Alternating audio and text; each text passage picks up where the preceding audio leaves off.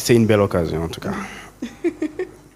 Merci beaucoup Thioune. jërëjëf. C'est toujours un plaisir ñu bokk au plateau bi ak yow. il est pour moi waxtaane dossier judiciaire yi. c'est partagé. waxtaane politique bi. jërëjëf waxtaane économie. Inch'Allah. waxtaane sport bi. avec grand plaisir. Machallah.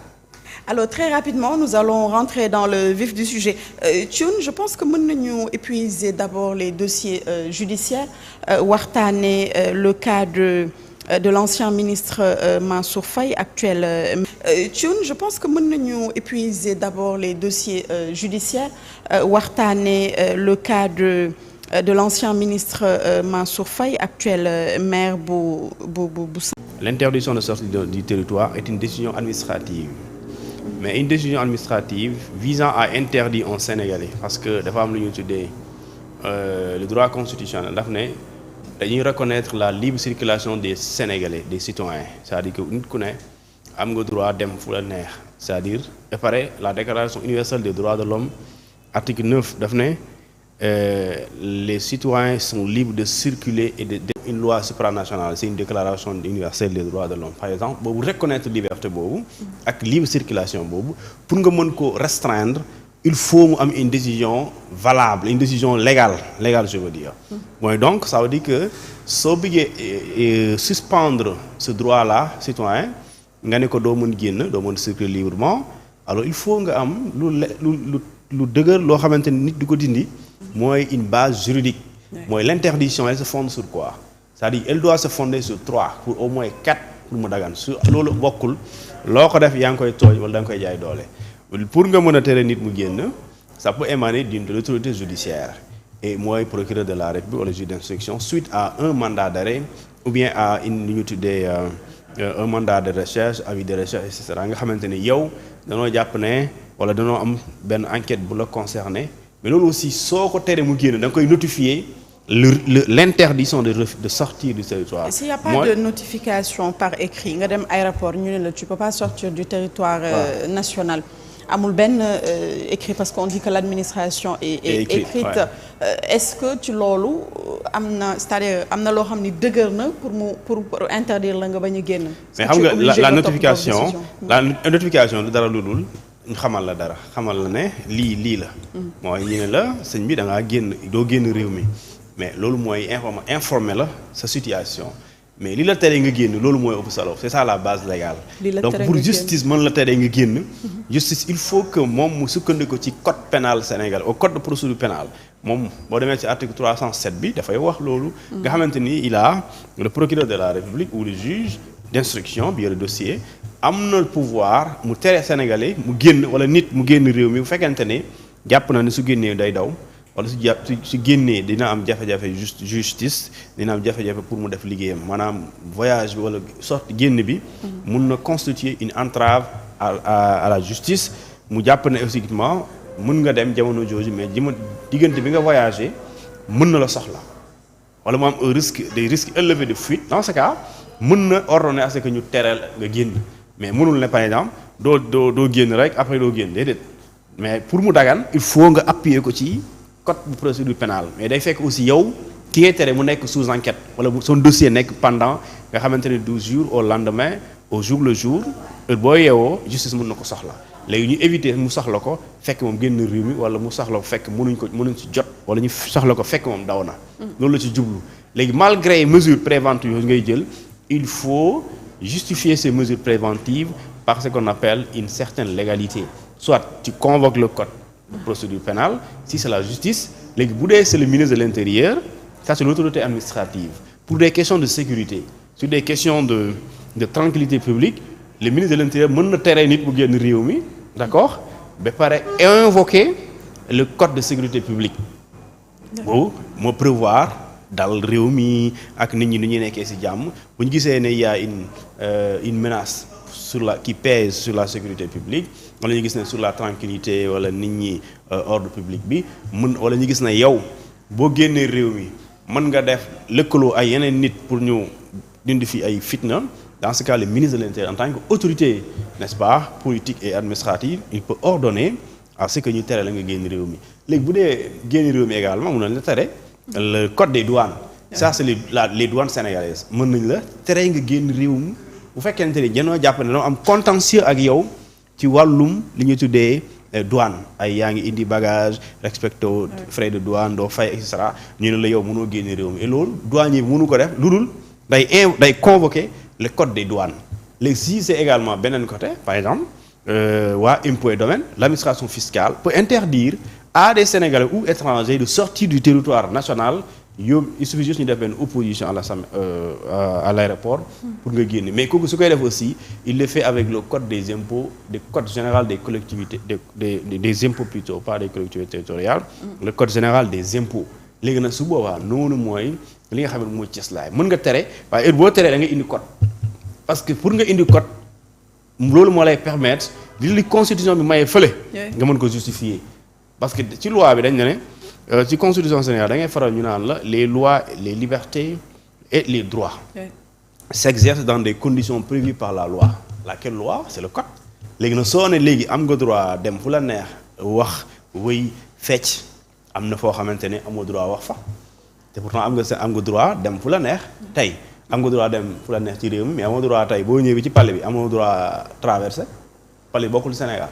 donc léegi nag su boobaa bis boo fa waree dem day fekk ñu jox la ndigal nga dem fa léegi nag moo tax effectivement soo teree nit mu génn ci réew mi da nga koy motiver et pare au-delà de préférence sont en administration l'administration est écrite la notification doit lui être faite ça c'est un impératif léegi nag li tax mu war ko def imaginons nga dem ba aéroport fekk yow xamuloo ndax dañ la teree génn wala et cetera xamuloo tu es sous ce coup nga dem aéroport fekk yow da ngaa am benn rendez-vous médical nga dem ñu ne la non on est désolé mais doo mën génn su fekkee yow da ngaa am rendez-vous le lendemain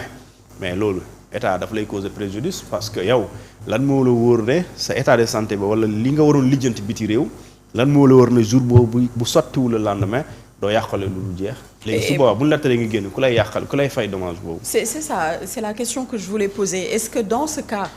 bon ñu jël cas Mansour Faye comme ci la ñu nekk. est-ce qu'il peut demander des dommages et intérêts à l'État parce que effectivement mun na nekk benn rendez-vous d'affaires boo xam ne amoon na ko le lendemain fekk defoon na réservation hôtelam et tout ou bien mu nekk un rendez-vous médical est-ce que dans ce cas il peut exiger des dommages et intérêts à l'État du Sénégal à la justice sénégalaise si interdiction boobu nga xamante ne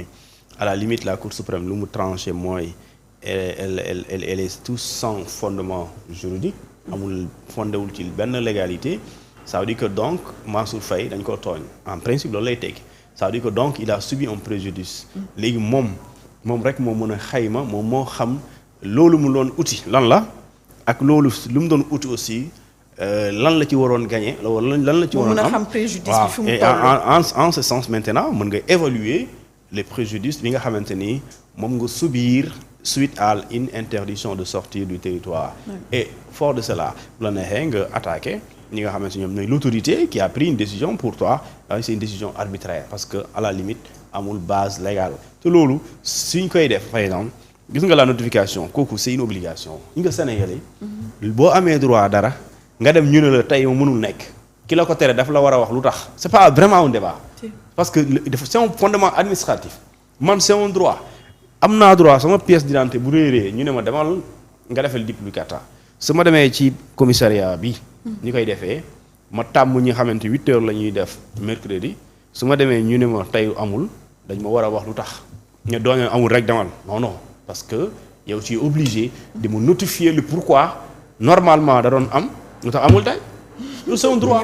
c'est ça vraiment c'est un droit c'est pas ay non je suis pas de bonne humeur je suis méchant je suis fâché information dañ cee nay moom dañ ko war a joxe nag mooy nit ki c'est un principe mooy nit ki li mu am droit yoor may ko soo ko naree xeeñ da nga koy wax lu tax soo ko waxul yaa ngi tooñ te loolu c'est vraiment loolu ce n'est rien d'autre que la notification waaw mooy xamal nit ki lii ak lii léegi su boobaa moom mu jël ay matukaayam parce que si par exemple soo ko notifié woon Mansour Faye du dem aéroport naa damay voyager sinon bu demee dem voyager nga xam ne day politique waaw si alors pour rester toujours ci dossier Mansour Faye est-ce qu'on peut dire que bon on peut le dire bien sûr c'est une première victoire pour lui est-ce que nekkul ni tamit moom comme ña nga xam ne ñoom la bokkaloon dossier bi moom aussi day dem vers un non-lieu vu que victoire bi tamit tey am na ko ci justice sénégalaise bon sauf que victoire bi nag c'est une victoire d'ailleurs mais qui n'a rien à voir avec l'affaire l'affaire c'est deux choses distinctes parce que fii c'est une décision administrative certes qui s'appuie sur une procédure judiciaire bu nekk en cours. Oui. Maintenant l'affaire judiciaire c'est autre chose. Tere bi aussi c'est autre chose. Alors tere bi mooy li ma la wax. li koy justifier mooy yow da ngaa am dossier bu nekk ci kanamu yoon. mais dañoo def la charrue avant les bœufs. Avant les bœufs. Ça en fait il fallait d'abord les bœufs puis la charrue. parce que tey les bœufs mooy yow yaa ngi ko tere mu génn waaye li ko war a tere mu génn loolu juge bi waxagu ko ci loolu xamagul ci loolu moom dara mais il fallait maintenant xamal ko ne yow sa dossier mu ngi ci yoon moo tax mënoo génn. mais doo ko ne mënoo génn après ñu xamal la ne plus tard sa dossier mu ngi ci yoon. loolu c'est la charrue avant les bœufs. léegi nag si c'est l'affaire le concernant. mooy ci détournement li ñu ko tuumaal ay corruption ay trafic d'influence ay conflit d'intérêt xaw ma la loolu au regard de ce qui se passe ñetti mbir moo fi waral soit ñu defaat ko non-lieu qu'il soit partiel ou total ou bien ñu def ko ordonnance de renvoi de l'affaire devant une juridiction de jugement mais sooy xool li am lu ëpp chance lu ëpp maanaam lu gën a probable mooy ñu def ko non-lieu xam nga partiel la xam nga total mais lu gën a probable mooy non-lieu la parce que moom li ko dugal ci kaso bi il faut ñu xam si les contestations sérieuses avant ñu koy dugal ci kaso bi bu doon dañ koo teg ci table bi avant mu ngi dugg ci kaso sa xam nga loolu si parce que il a toujours dit bis bu ñu ma dégluwee dinañ ma bàyyi waaw parce que le problème c'est quoi c'est une question de texte on dit le texte dit mbirum ceeb ak service produit am na fu ñu toll ci réew mi bu ñu nekk situation d'urgence wala ñu nekk dans une situation ak boo xamante ni réew mi daal daa jaxasoo nga xamante ni fitna dal nañu te préparer ñoon ci loolu mooy une situation impérieuse comme Covid-19 am comme débordement lac bu amoon loolu sóoraale wuñ ko ci budget état wu Sénégal sóoraale wuñ ko ci pexe yi ñu def au cas bu ñu dalee ñu génn si ñu ne loolu bu amee mën nañ def décret pour assouplir loolu maanaam wàññi dans prix yi pour oyofal service yi nga xamante ne Sénégalais yi socialement duñ ci sonn léegi ñu ne la loolu dañ ko war a renouveler saa soo xamante ne ñetti weer la suma jubulee ñetti chaque 3 mois dañ ko war a renouveler décret boobu l'arrêté c'est le ministre du commerce qui devait le faire mosu ko def léegi prix ceeb ñu ko gëj a def 2013 waaw léegi prix ceeb 2013 prix ceeb est-ce que mën na nekk prix ceeb 2020 mënul nekk. non l'arrêté est waaw léegi kon même s'il y a pas un document bi nga xamante ne ministre moo ko signé mais quand même ñëpp xam nañ sur le marché ceeb 2013 jarul ceeb 2020. 2020 waaw léegi nag kon pourquoi nga bëgg ñu appliquer prix ceeb 2013 alors que nous sommes en 2020. L'arrêté est caduc. L'arrêté il est caduc en plus le prix n'a jamais on n'a pas renouvelé le prix du kilogramme de riz au Sénégal. Mais même si officiellement par document defuñ ko mais sur le marché xam nañ ne loolu def nañ ko. léegi nag su boobaa kon kiy jënd est-ce que le commerçant kiy jógee par exemple Vietnam indi ceeb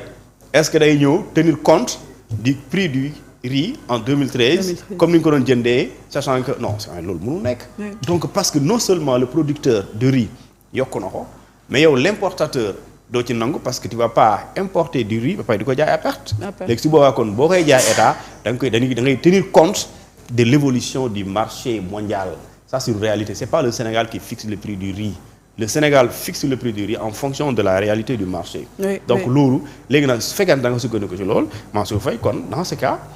certes 2013 ak prix bi yokku na parce qu'il y a une différence de xaw ma 15 francs xaw ma 75 xaw ma 100 francs. yooyu loolu su boobaa soo ko calculer mooy dem ba doon 2 milliards 700 millions de francs CFA et dans ce cas la mën nga jàpp ne surfacturation la parce qu'il y a une différence entre les prix en 2013 et les prix en 2020. léegi nag kooku bis boo dégloo importateurs yi ñoom ñooy témoigner mais à décharge parce que ñoom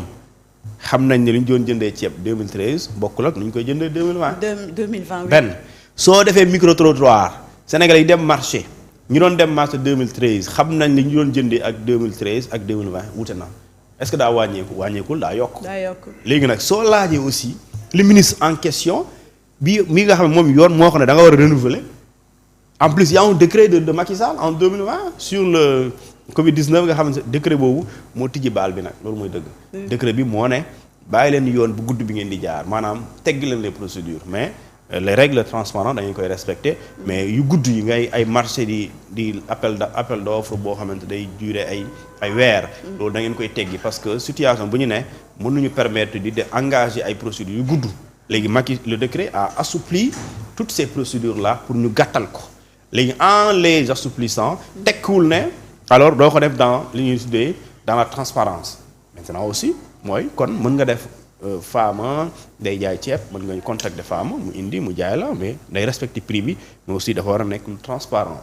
booy fay da nga war a fay comme ni ñu war a fayee waroo yokk prix mais aussi waroo ci aussi def lu ñu ci fi tappale léegi dans ce cas soo déglee ministre bi day ministre du commerce et le directeur du commerce waaw ñoom ñëpp dañuy témoigner à décharge parce que mënuñu wax leneen lu texte bu wax et su boobaa tu convoques le texte qu'il dit c'est en faveur de Mansour Faye et dans ce cas léegi nag loolu moom moo créé différence bi et léegi nag su boobaa léegi nag li ñu war a laaj ci foofu est-ce que la Cour des comptes aussi enquête am muy def rapport am bu indi woon bu convoqué woon l'arrêté de 2013 ba convoqué la loi bi wax ni ñuy kan la ñu war a yokk wàññi lu ñu tuddee njëgu lu Sénégal yi du dundee bu ñu nekkee ci tolof bu ko liiroon jamono jooju du bind Mansour Faye si quand je dis du bind Mansour Faye mais du bind ministère bi ci biir rapport bi sachant que dafay wax ne am na détournement wala écart bu toll ci 2,700 milliards de francs CFA. C'est ça. Bon, pour Mansour Faye moom on sait qu'à la base le dossier n'était pas solide. si waaw bu ñu sukkandikoo ci contestation sérieuse yi il lui est plus maanaam moom ñu def ko non-lieu moo gën a sûr ñu yóbbu ko ñu àtte ko même bu dee dañ koy àtte dañ koy def lu ñu tuddee renvoi boo xamante ni day am non-lieu partiel et non un non-lieu total. waaw. D'accord, très bien alors dañu rester dans le même tempo waxtaanee wàllum justice le cas de Serigne Omar Mbaye nekk